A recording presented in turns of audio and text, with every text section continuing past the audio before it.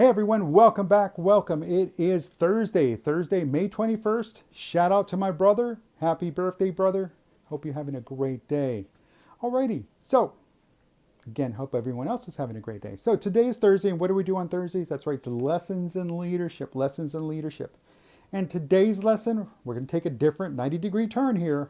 5 steps to make people like you. Yes, 5 steps to make people like you. And the 5 steps are, become genuinely interested in other people. Get to know others. Take the time to get to know others. They don't have to be from your same social economic status or level. You know, that's even better, because if they're like you, then they think like you, then how do you really get to know other people? You're just knowing yourself from a different side of the street or across the street. No, think and act outside the box. So when you're looking for someone, other people to get to know, think outside the box. Say, you know what? I've always been interested in someone who's an architect, and you happen to stumble across somebody who's an architect, get to know them. Like I said, think outside the box. Again, stay away from your local social economic status or level. Try to really understand who they are. Go out there and reach them, communicate with them. You're at a social event. It's somebody you've never met before, somebody you don't know, somebody who looks a little different than you, has a slight different accent than you. Understand who they are. Get to know them. Get to know them. Then they, in turn, become interested in you. So remember, you got to give a little bit. You got to give a little bit to get back a little bit. And sometimes, and if they don't want to give back, give them time. But don't quit on them, and don't quit on yourself. Number 2, smile. Smile all the time. Smiling is the one thing that, yes, you can fake it till you make it. Again, I know it's difficult, especially in these trying, unprecedented times, to put a smile on 100% of the time. But you know what? We're alive. We are alive. The sun came up. We're here, feet on the ground. We're moving. Guess what? We can throw on a smile, and that's a good thing. Okay, number 3, remember the person's name. So when you meet somebody, remember their name. Repeat it back to them. Hi, John, very nice to meet you. And repeat it again. When you get a chance, write it down. Write it down. Don't be like I was, or I did one time. This guy I had a conversation with for 6 months. I didn't remember his name. I felt bad. I did not remember his name. So over the course of 6 months, I just couldn't remember his name. Until I finally asked somebody and said, oh yeah, that's so-and-so. Okay, I get it. So I do apologize. But after that, yes, I did call them by their name often. So ensure that you're calling them by their name often. If you're not, then find out why, and find out what their name is if you forget.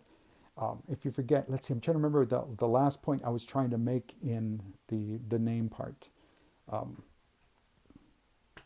that's what happens. It becomes easier to remember. That's why I forgot, because it becomes easier to remember as you repeat the name and you call them by their name often. It becomes easier to remember. Now, talk in terms of the other person's interest. Make the effort to understand them, like I said, but also take the time to see things from their perspective. If you're employed, they're unemployed, then get to see what they're. I'm not saying go quit your job so you can understand what life is like for them, but what I am saying is just be empathetic.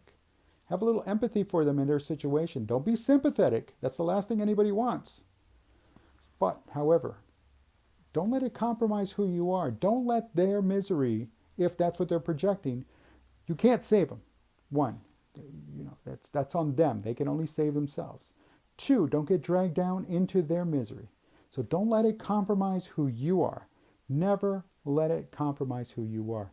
As you're building that relationship, you're starting to get to know people. Yes, that's fine, but never let it compromise who you are. All the while, you're remaining true to yourself. And remain true to yourself no matter what. Now, the last, is it? Yeah. Make the other person feel important. When you're communicating with them, make them feel important. Be sincere, be honest, be humble. Include them in the conversation. If you're there with other people, you're at a social setting, include them in the conversation.